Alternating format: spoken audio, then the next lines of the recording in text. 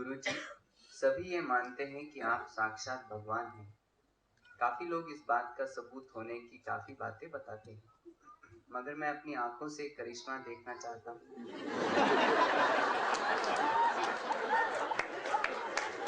जिससे मेरा मन मान सके कि आप भगवान हैं। क्या आप सच में भगवान? ये कोई पूछने का प्रश्न है?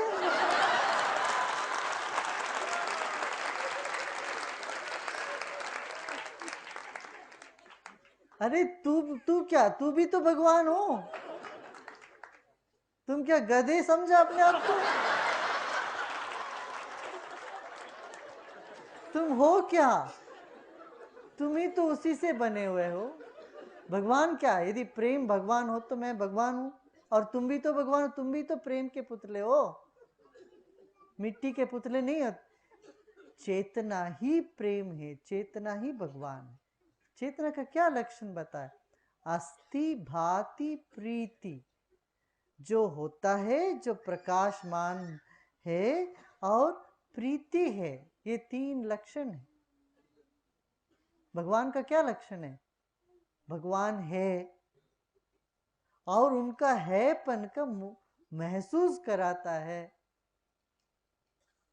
भांति, अस्ति, भाति और प्रीति, प्रेम। तू भी तो भगवान है। यही तो कहते तत्वमसि, अरे तुम वही हो। जागो। पहला महावाक्य इस देश का, भारतीय संस्कृति का पहला महावाक्य तत्वमसि। इसी को कहते ब्रह्मोपदेश। बच्चे जब छोटे होते उनको कान में बता रहे, भाई तू बेवकूफ नहीं समझो अपने आप को। तू क्या हो? तू सच्चिदानंद हो, अस्ति भाति प्रीति। तुम हो, जो मैं हूं सो तू है। ये ज्ञान है, समझे? इतना खाली हो जाओ, देखो फिर क्या क्या चमत्कार तुम भी कर पाओ। खाली हो जाओ, दिमाग से सारी बातें, परेशानियां, बेकार की बातें सब भर के बैठे रहते हैं। वो सब खाली करो तो देखो कितना प्रकाशमान होते तुम मीत हो, तुम मीत हो, तुम मीत हो, तुम ही तो हो। तुम मीत हो, तुम मीत हो, तुम ही तो हो। तुम मीत हो, तुम मीत हो, तुम ही तो हो।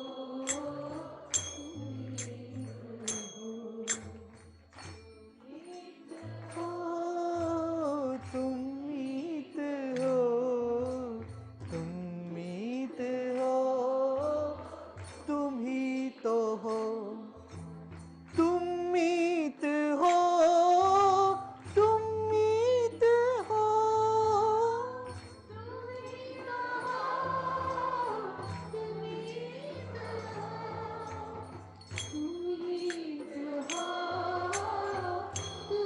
ही तो हो।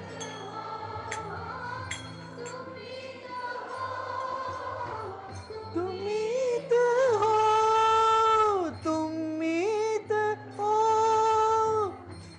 तुम ही तो हो। तुम मीत हो, तुम ही तो हो।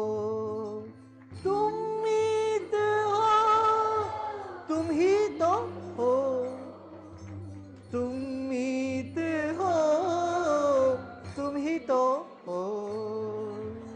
तुम मीत हो, तुम ही तो हो। तुम मीत हो, तुम ही तो हो।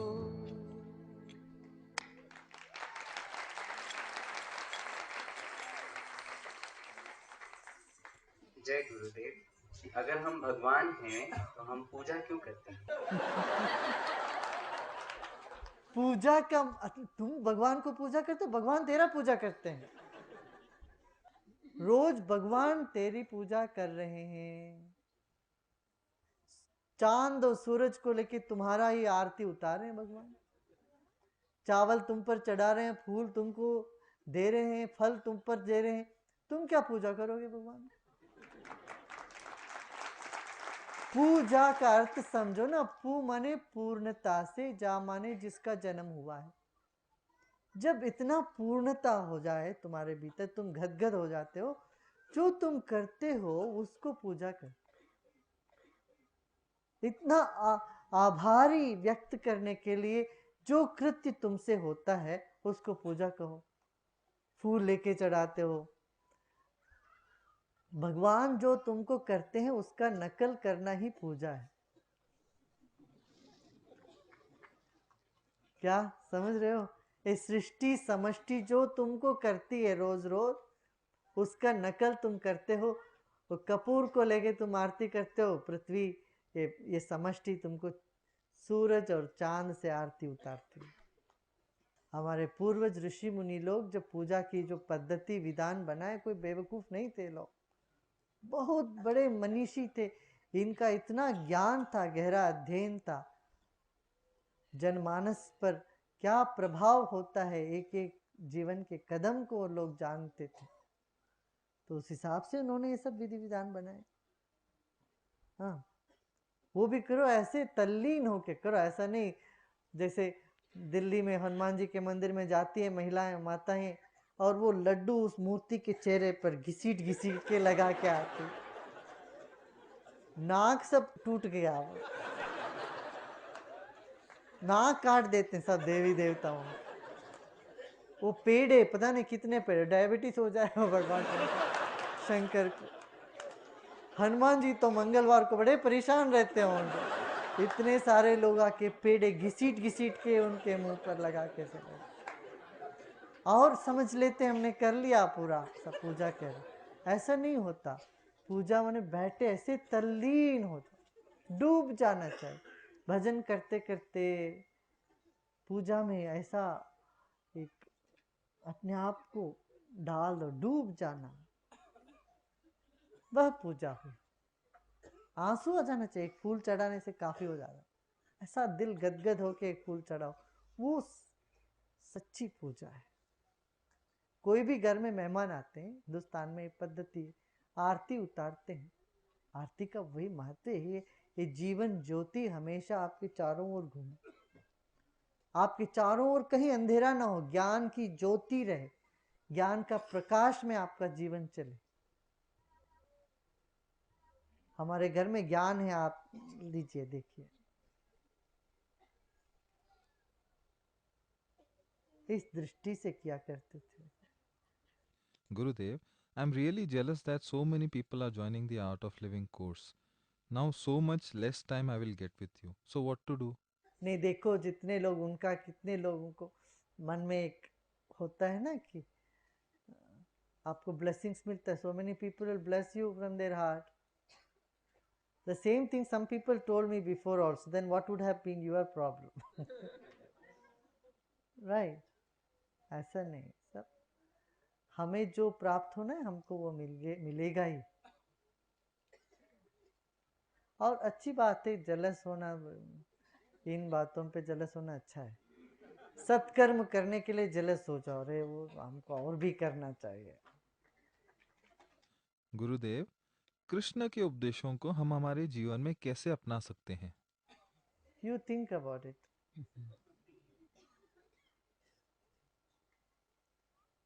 बट कृष्ण की चाल पे नहीं चलना, वो सब नहीं करो। कृष्ण ने माखन चोरी किया, मैं क्यों नहीं कुछ चोरी करूं? कृष्ण ने साड़ी सब उठा के लेके चला गया उधर से, मैं भी वो करूं। कृष्ण की चाल पर नहीं चलना, टेढ़ा चाल है। वाणी सुनो तो ठीक, वो कृष्ण ही कर सकते।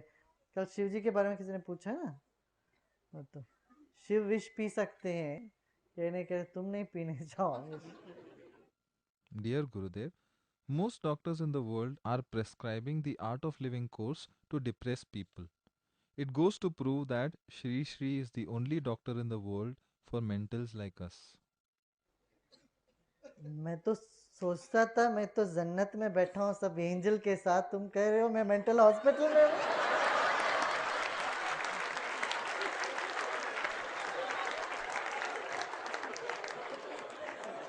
हमें तो लगा ये इतने सुंदर लोग हैं, क्या मस्त, क्या दीवाने हैं, मैं इनके बीच में बैठ के मैं भी मस्ती हो ले रहा हूँ, उसका आनंद ले रहा हूँ। तुम कहते तुम मेंटल हॉस्पिटल में हो। कुछ बात तो जची नहीं। यदि यही मेंटल हॉस्पिटल है तो ये जन्नत से भी बढ़िया है, अच्छा है।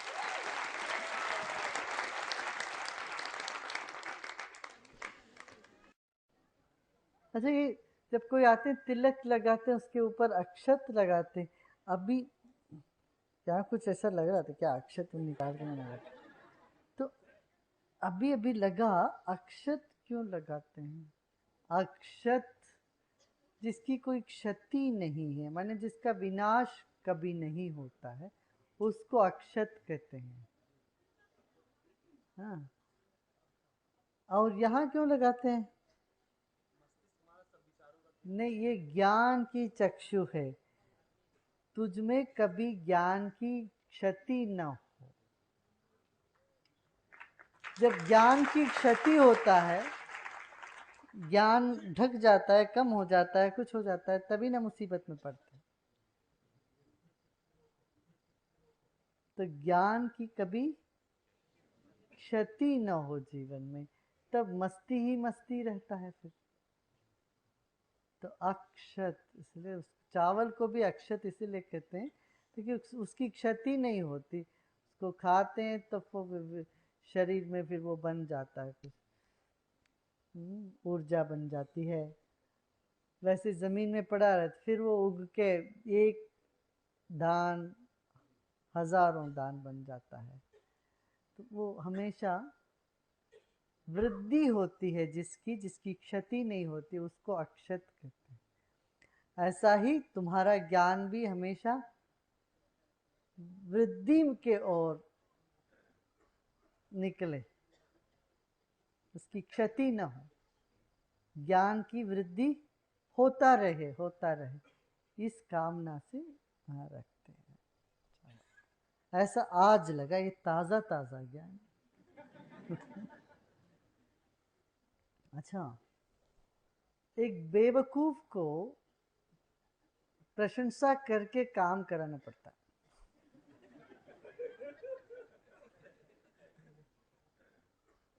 एक भला आदमी, उससे भला ही होता है, उसको प्रशंसा करो ना करो, खुशामदी करो ना करो, वो काम अच्छा करेगा ही। पर किसको प्रशंसा करनी पड़ती है? बेवकूफ को प्रशंसा करो तो वो कुछ काम कर बैठता। तो जो बेवकूफ पे गलत काम करते, अहंकारी है, इन्हीं की प्रशंसा कर किए जाओ, इससे कम से कम वो कुछ अच्छा काम कम से कम करे। भाई कहीं से भी किसी से भी कोई अच्छा काम हो, देश के लिए भला होगा कि नहीं होगा, बताओ? हाँ, बस ये युक्ति देखनी पड़ेगी। इस युक्ति से क्या प्रशंसा किसको करना जरूरी है? जो बेवकूफ है, मूर्ख है। इस समाज में कितने 12 आदमी होते हैं, समाज में हो या किसी संस्था में हो, 4 अच्छे, 4 कच्चे, 4 लुच्चे।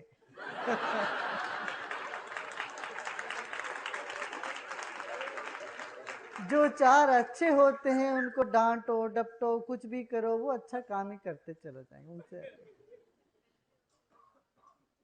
और जो 4 लुच्चे होते हैं उनकी प्रशंसा करो, वो कुछ अच्छा काम कर बैठेंगे। और जो 4 कच्चे हैं, इनको कभी कान पकड़ो, कभी प्रशंसा करो, दोनों बीच में करो। आज की ज्ञान पत्र में ये लिखा जाए, मूर्ख की प्रशंसा समाज के लिए सुख।